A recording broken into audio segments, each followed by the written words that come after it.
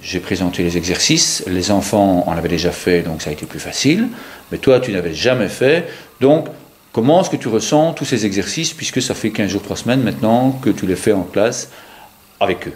Comment est-ce que tu vis ça en classe avec eux et, enfin voilà. Je vis très bien les exercices. C'est vrai que c'est quelque chose qui fonctionne très très bien. Ce sont des exercices qui fonctionnent très très bien. Donc quand on revient de la récréation, souvent après la récréation, donc du temps de midi, eh bien chaque élève donc, vient présenter donc, un exercice donc, devant la classe, où il choisit un exercice qui avait déjà été présenté.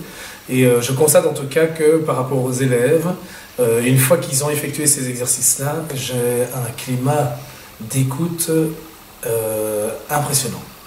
Je ne pensais pas que ça aurait pu fonctionner autant, surtout dans le cours d'une journée. Parce que c'est vrai que bon, ce sont des exercices, une fois que tu les avais présentés en tout cas, mais voilà, on était dans une situation bien précise où une personne extérieure vient présenter quelque chose et donc ça fonctionne toujours mieux par rapport donc, au contact avec les élèves.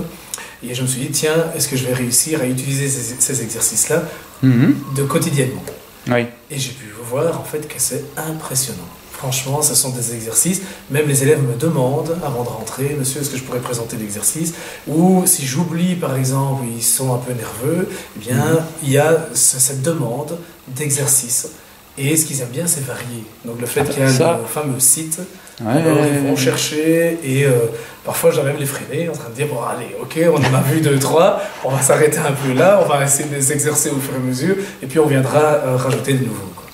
Donc c'est vrai que ça fonctionne terriblement bien et je trouve en tout cas en tant qu'enseignant que c'est profitable à 100%. Au niveau vraiment de la concentration, quand je sens qu'ils arrivent nerveux, qu'ils sont chargés d'énergie, qu'il y a eu des soucis peut-être sur la cour de récréation et qu'on revient en classe et qu'on fait ces exercices, je les sens mais vraiment apaisés, à l'écoute. Ouais. Et toi aussi, moi-même, je fais les exercices.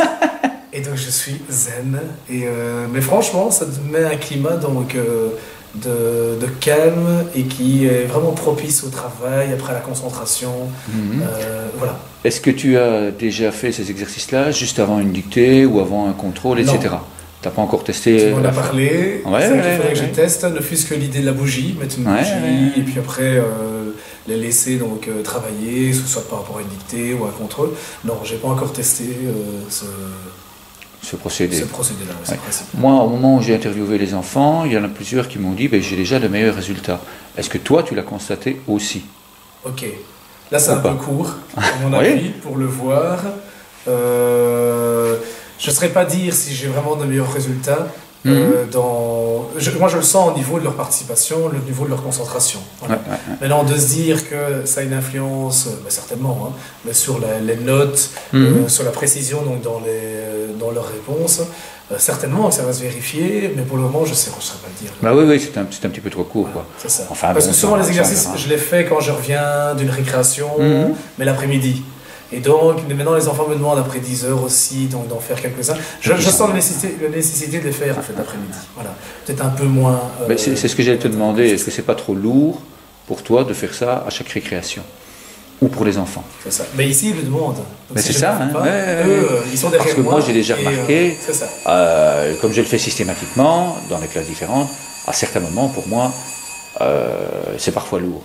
Mais je me rends compte que si je ne le fais pas, tout de suite, le climat de la classe explose, etc. Ou si je le fais trop court, hein, qu'au lieu de faire pendant 1 minute 30, je fais ça pendant 30 secondes, je remarque que chaque fois, je vais recommencer un petit peu parce que les enfants ne parviennent pas à s'habiller normalement. C'est ça, tout à fait.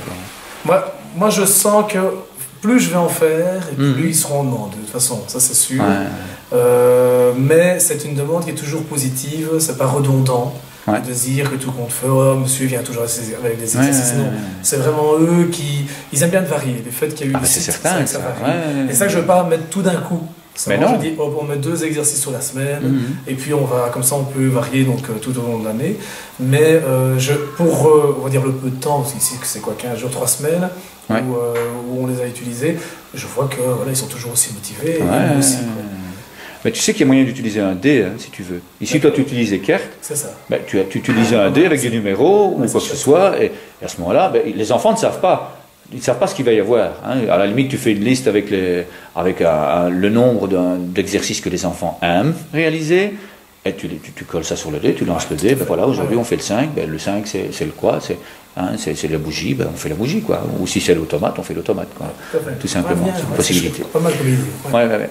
Alors bon, comme tu dis, c'est la variabilité qui est importante pour ne pas avoir cette lassitude. Maintenant, comme je te l'ai dit, il y a tout un programme avec des jeux de pleine conscience, des jeux d'observation, etc. Donc ça, c'est augmenter le bon. Et ça viendra plus tard, après le souper, on en discutera et on verra bien, parce que justement, ça, à ce moment-là, ça varie sur toute la journée, ça varie toute la vie, quoi. Hein, c'est vraiment un travail de vie, c'est du développement personnel pour les enfants, quoi. Hein, et en même temps pour toi. Ouais. Donc voilà. Eh bien, un tout grand merci.